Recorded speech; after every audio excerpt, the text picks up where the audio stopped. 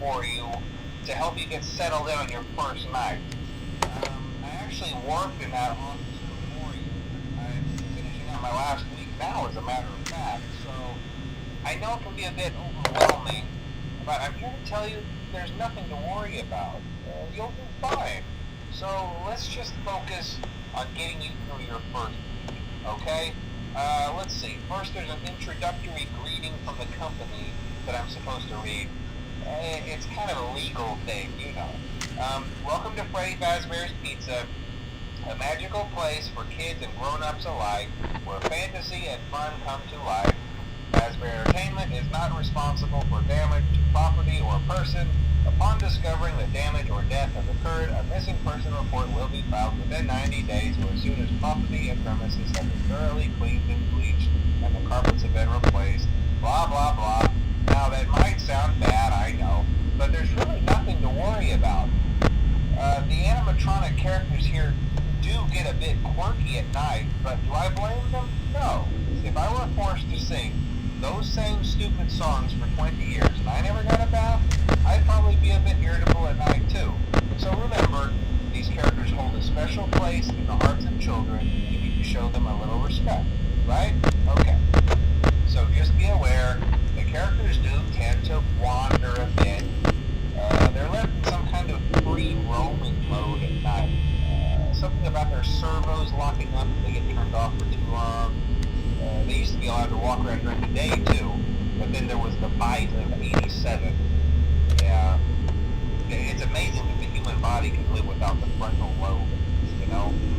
Now concerning your safety, the only real risk to you as a night watchman here, if any, is the fact that these characters, if they happen to see you after hours, probably won't recognize you as a person. They'll most likely see you as a metal endoskeleton without its costume on. Now, since that's against the rules here at Freddy Fazbear's Pizza, they'll probably try to forcefully stuff you inside a Freddy Fazbear suit. Now, that wouldn't be so bad if the suits themselves weren't filled with crossbeams, wired, and animatronic devices, especially around the facial area. So you can imagine how having your head forcefully pressed inside one of those could cause a bit of discomfort. And, the only parts of it that would like to see the light of day again would be your eyeballs and teeth when they pop out the front of the mask. Yeah, they don't tell you these things when you sign up. But hey, first station of the breeze.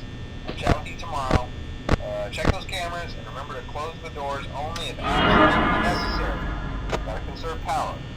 Alright, good night.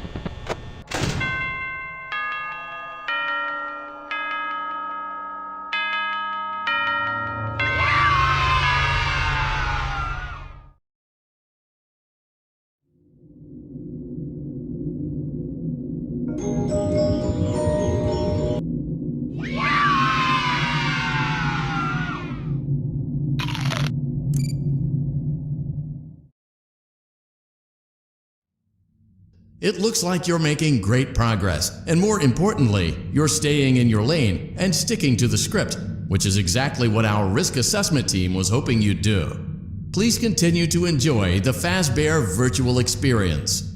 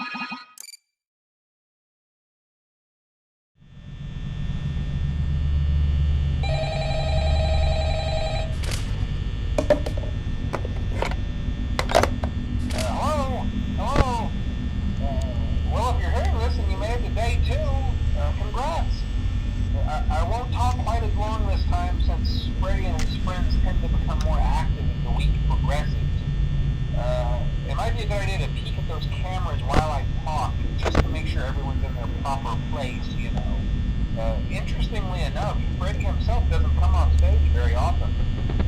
I've heard he becomes a lot more active in the dark, though, so hey, I guess that's one more reason not to run out of power, right? I also want to emphasize the importance of using your door lights. There are blind spots in your camera view, and those blind spots have to be right outside your doors. So if you can't find something or someone on your cameras, be sure to check the door light. You might only have a few seconds to do that. Not that you would be in any danger, of course. I'm not implying that. Also, check on the curtain in Pirate Cove from time to time. The character in there seems unique in that he becomes more active if the cameras remain off for long periods of time. I guess he doesn't like being watched. I don't know. Anyway, I'm sure you have everything under control. Talk to you soon.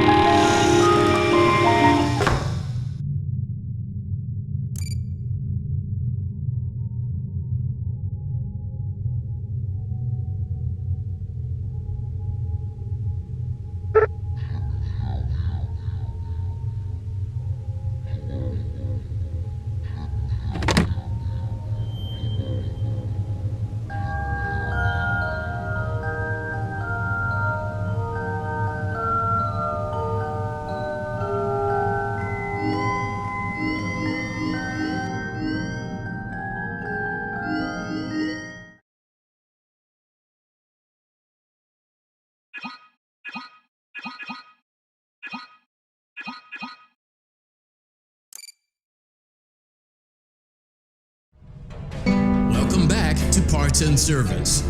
Oh no, it looks like Bonnie's guitar is out of tune and must be recalibrated. First, we must access his harmonization module located inside his secondary throat pipe. To access the throat pipe, both eyes must first be removed. You must be as precise as possible when removing the eyes from their respective sockets. First, firmly grip Bonnie's left eye and carefully remove it from its socket. Great job! Deposit the left. Well done. Now, firmly grip Bonnie's right eye and carefully remove it from its socket.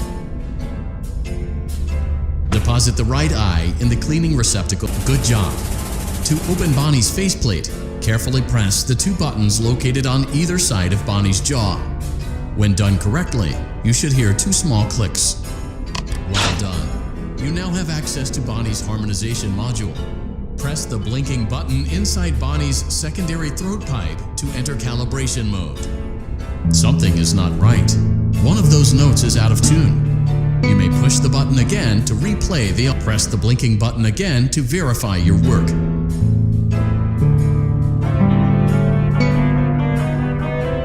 Great job! Bonnie is in tune and ready for his solo. Let's close him up. Simply replace both eyes in the same order that you removed them, then close up the faceplate, and we'll call it a day. Well done! That concludes your parts and services task. See you next time.